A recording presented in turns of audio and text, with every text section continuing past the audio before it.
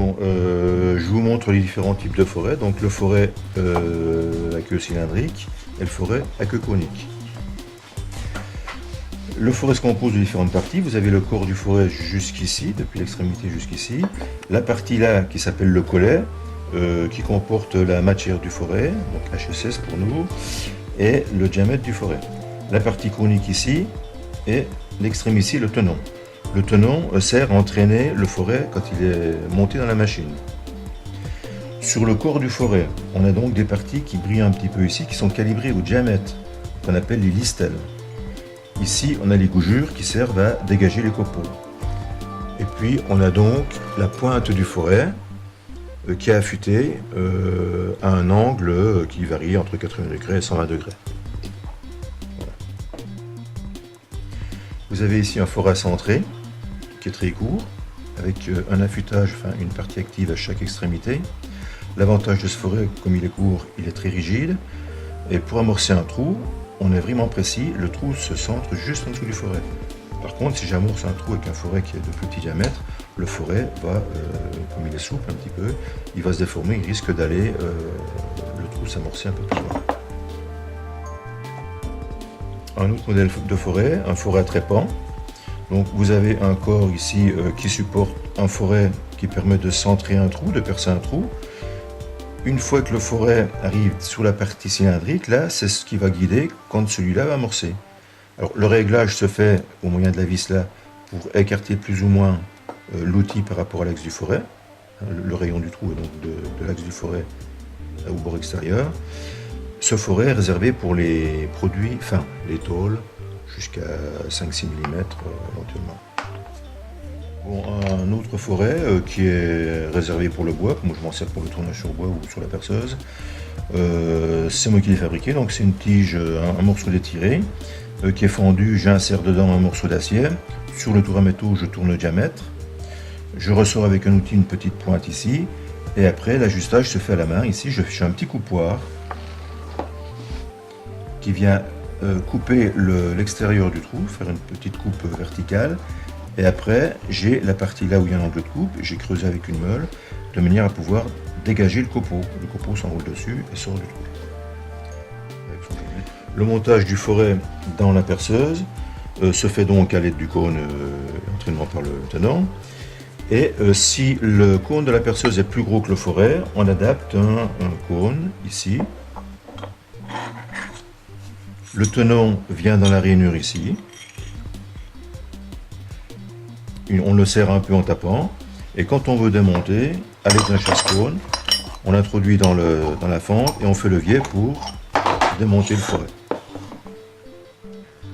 Pour les trous de gros diamètre, à partir de 12 mm et après, il est préférable de percer un avant-trou parce que sur le forêt, la partie lame ici ne coupe pas. Donc il faut enlever la partie là, quand on a un gros forêt, avec un plus petit. Alors ça correspond à peu près au 1/5 du diamètre du forêt. Donc ici un forêt de 20, on perce à 4 mm, de manière à guider le forêt. Il ne faut pas percer des trous successifs, donc 10, 12, ainsi de suite, pour arriver au diamètre du forêt, parce que le forêt risque de plonger dans la pièce et de bloquer la machine, ça peut être dangereux. Une fois qu'on a terminé notre perçage, on a des bavures légères au-dessus, mais plus importantes au-dessous quand le forêt débouche. Donc, les outils pour enlever ces bavures, nous disposons de fraises. Ici, donc, une fraise avec 5 dents. On fait un léger chanfrein. Ou alors, une fraise ici, avec une seule coupe. Troisième possibilité, c'est un forêt normal qu'on affûte à 80 degrés, qui permet d'enlever la bavure et en même temps de faire une fraisure plus profonde pour poser une vis tête fraisée.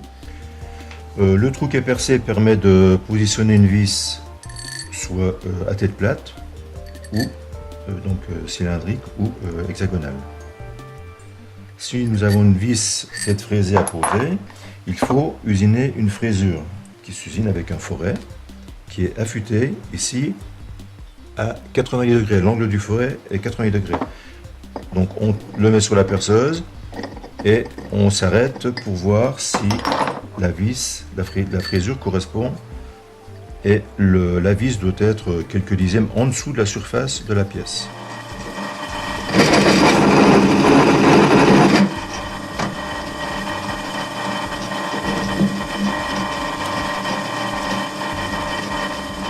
subtilité. Si nous avons une vis CHC à mettre, à poser, on choisit le perçage avec le diamètre qui est légèrement plus gros que le diamètre de la vis. On perce de manière à engager, avoir un trou, un début de trou cylindrique. Ensuite, on prend un foret qu'on affûte à fond plat, c'est-à-dire qu'il est perpendiculaire, puisque le dessous de la vis est plat. Donc, on l'engage dans le trou et on le descend jusqu'à pouvoir insérer la tête de vis dedans. Voilà, donc ici, la tête est légèrement en creux aussi. Je vais faire l'autre ici.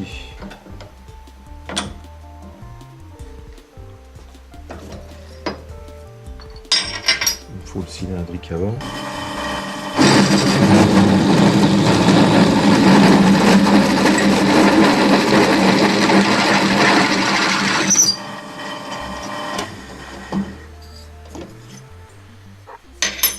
Je vais régler la profondeur. Il y aura le pied à coulisses là sur le. Il faut quoi là 8 mm.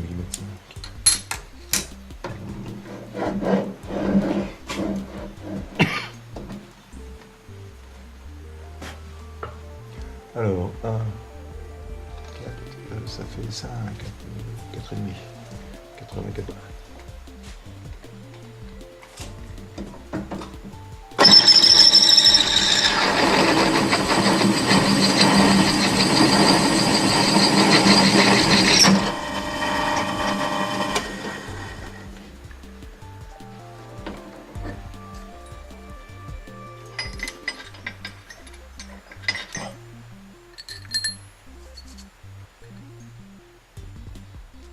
Donc on a une petite bavure au-dessus du trou, on peut l'enlever avec un appareil manuel.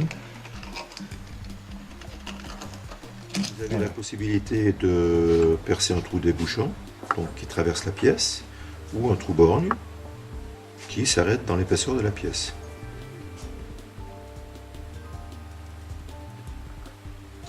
Ça permet de tarauder le trou, de mettre une pièce dessus et avec une vis, de la serrer sans que ça apparaisse sous la surface. Une lumière, donc une ouverture assez grande dans une pièce, on peut percer sur les trous tangents.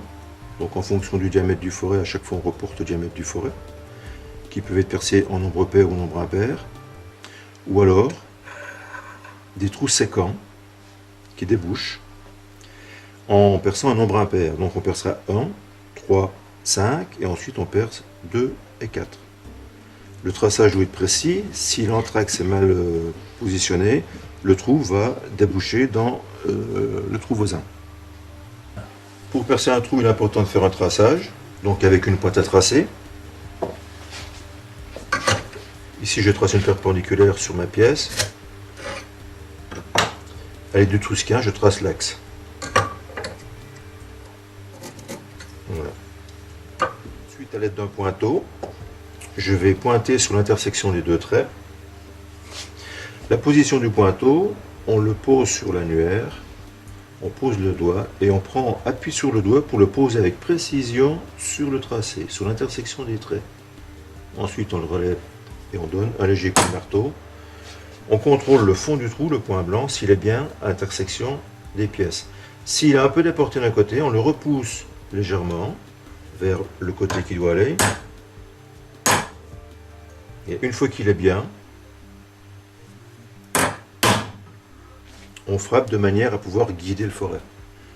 Pour un petit foret, si c'est un gros foret, on ne pourra pas amorcer sur un coup de pointeau. Il faut que le coup de pointeau soit plus large que l'âme du foret. La partie qui ne coupe pas. Il faut que le foret s'arrête.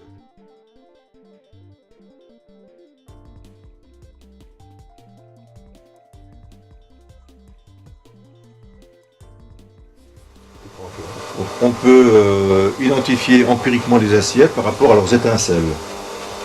En commençant d'un acier de base, donc acier de construction, et puis il y a des aciers plus durs pour votre mécanique. Donc ici vous avez un acier ordinaire, acier de construction, gris.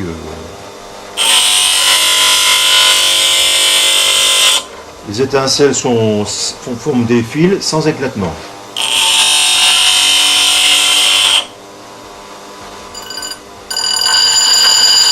Ici Ici un acier mi-dur, un acier dans lequel il y a un pourcentage de carbone.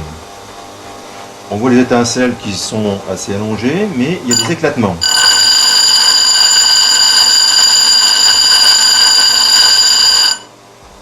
Un acier utilisé en mécanique générale. Ici un acier contenant à peu près 1% de carbone. On le reconnaît aux étincelles où il y a beaucoup d'éclatements. Le même acier qui a subi un traitement thermique pour le durcir.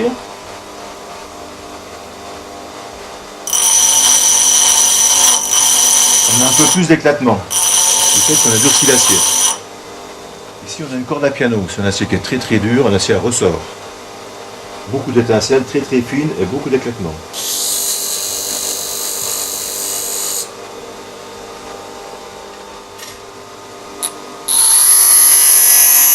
Ici un acier rapide HSS. Alors des étincelles rouges foncées, ça fait des grands fils.